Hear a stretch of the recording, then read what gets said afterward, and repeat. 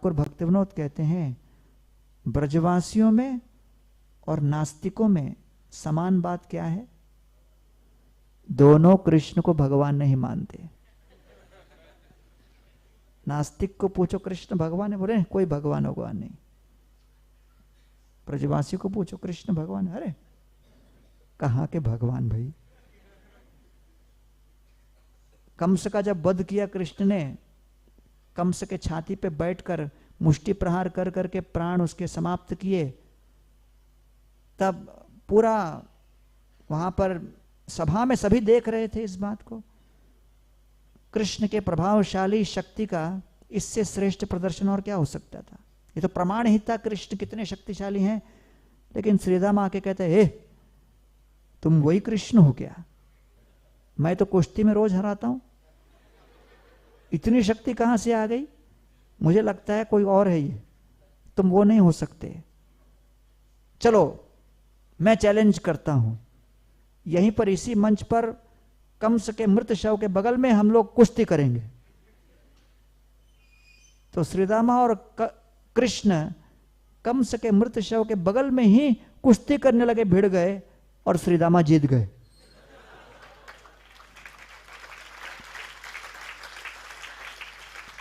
श्रीदामा जब जीत गए तब उन्होंने कृष्ण के पीठ पर थपथपा के कहा, कंफर्म्ड है तुम ही कृष्ण है, जो मुझसे हारेगा वो तो कृष्ण ही है। तो इसलिए ये नास्तिकों के अंदर ये भाव नहीं होता कि कोई ऊपर है, सबको उनको लगता है हम ही हैं।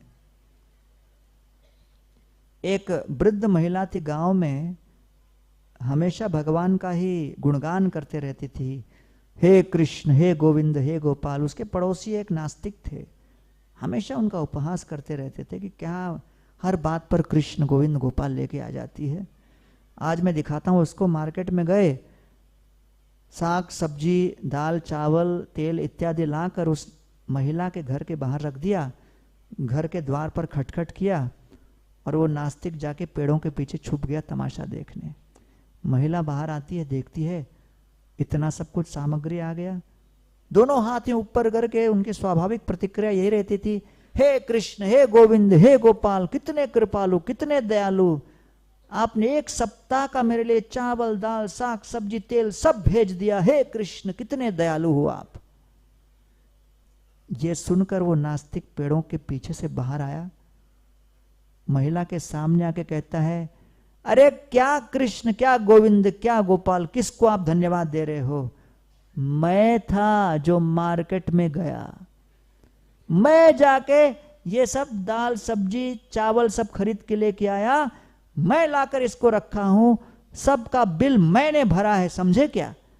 कृष्ण गोविंद गोपाल।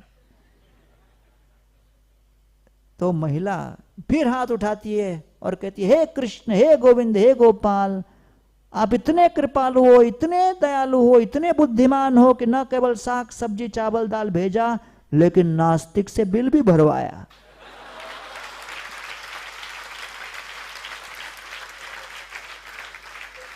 तो उनका दृष्टिकोण तो बदला ही नहीं। तो कई बार लोगों को लगता है कि ये हम लोग दिन रात हरे कृष्ण हरे राम क्या करते रहते हैं, इससे होगा तो क्या होगा। हाँ, नौजवान स्टूडेंट को मैं प्रसाद दे रहा था, मना करने लगा, नहीं लूंगा नहीं लूंगा। मैंने कहा इतिहास में पहला व्यक्ति देख रहा हूं जो प्रसाद मना कर रहा है, क्यों नहीं लेगा? बोलता मुझे डर लगता है मेरा भी हेयर स्टाइल आपके जैसा हो जाएगा।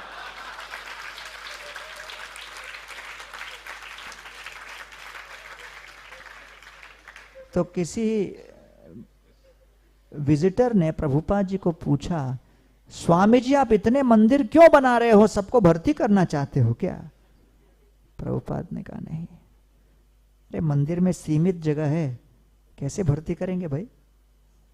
तो मंदिर क्यों चला रहे हो? प्रभुपाद ने कहा हम मंदिर इसलिए चला रहे हैं जिससे मंदिर में आकर राधा कृष्ण की सेवा पूजा कीर्तन जप इत्यादि के विषय में इस्कॉन के भक्तों से शिक्षा लेकर आप अपने घर में जाके अपने घर को मंदिर बनाओ।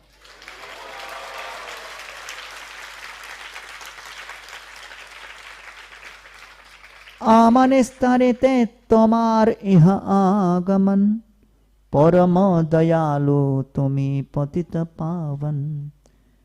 रामानंद राय कहते हैं, हम सभी पतित जीवों के जीवन में परिवर्तन, आदतों में सुधार तभी हो सकता है जब सत्संग प्राप्त होगा। बिना सत्संग के जीवन की दिशा नहीं बदलेगी। वेद निष्ठा मध्य अर्धेक वेद मुखे माने, वेद निषिद्ध पाप करे, धर्म नहीं गणे। पतित कौन है? पतित की परिभाषा क्या है? पतित पतित पतित तो हम बोलते रहते हैं, लेकिन पतित कौन है? कौन जो जानता है ये करना है, ये नहीं करना, फिर भी वैसा ही करते बैठता है, वो पतित है। वेद निषिद्ध पाप कोरे, धर्म नहीं गणे। वो जानता है लेकिन गणना नहीं देता, महत्व नहीं देता। इसीलिए मंदिरों का निर्माण हम करते हैं, जिससे लोग जब आकर सत्संग करें, न केवल भगवान के सुंदर श्री विग्रहों का दर्शन करें, आरतियों में भाग लें, कीर्तन में भाग लें, लेकिन तल्लीनता से बैठकर श्रवण करें कि मेरी कोटि कोटि जन्मों से जीवन की यात्रा में कहां मैंने गलती की और अब मुझे कहां सुधार लाना है, जिससे कि अनंत कोटि जन्मों के पश्चात ये जीवन मेरा अंतिम जीवन हो इस भौतिक जगत में। जाना है वैकुंठ धाम, गोलोक धाम, और टिकट है हरि नाम। ये संकल्प हम साध लें। तो इसलिए श्रील प्रभुपाद जी ने कहा, घर को मंदिर बनाना हो तो 3 बातें करनी है: कृष्ण नाम, कृष्ण कथा और कृष्ण प्रसाद। ये तीनों घर पर होगा, अपने आप वो घर मंदिर बन जाता है। इसलिए चैतन्य महाप्रभु जब अद्वैत आचार्य के घर पर आते हैं, तो अद्वैत आचार्य प्रचुर मात्रा में अपने घर के विग्रहों के लिए भोग की सामग्री बनाकर अर्पित करते हैं। मध्य पीत घृत शिक्त शाल्यन्य स्तूप, चौरिडिके व्यंजन डोंगा और मुग्ध सूप। लगभग 700 किलो चावल बनाए थे। चावल के 3 बड़े बड़े पर्वत तैयार किए और उस पर्वत के ऊपर एक छेद करके उसमें बिल्कुल पीत वर्ण का घी उड़ेल दिया था, तो मानो घी का सरोवर तैर रहा हो। और फिर वो घी धीरे धीरे उस श्वेत वर्ण के चावल के कणों के अंदर प्रविष्ट करके वो स्वर्णिम रंग का हो गया था। और उसको देखकर श्री चैतन्य महाप्रभु बड़े प्रसन्न हो गए कि आप अपने घर के विग्रहों की इस तरह सेवा पूजा कर रहे हो, घर में जो भोजन बना है उसको भोग लगा रहे हो। और श्री चैतन्य महाप्रभु ने एक बहुत ही महत्वपूर्ण वक्तव्य दिया, जो सभी गृहस्थों के लिए बहुत महत्वपूर्ण है समझना, कि घर पर जो भोजन बने उसको भोग लगाना क्यों महत्वपूर्ण है और उसका भगवान के ऊपर क्या प्रभाव पड़ता है। और चैतन्य महाप्रभु कहते हैं, उस भोग को देखकर कि ये जो भोग लगाया है आपने, ये भोग को देखकर मैं कहता हूं, जन्मे जन्मे शिरे धरो तार चरण, यही अन्न जे कृष्णा के कराए भोजन, जन्मे जन्मे शिरे धरो तार चरण। जो अपने घर पर भोजन बनाकर घर पे अपने विग्रहों को या फोटो को या जो भी हो भोग लगाकर प्रसाद स्वीकार करे। ऐच्छे अन्न जे कृष्णा के कराए भोजन, जो भोजन बनाए कृष्ण के लिए।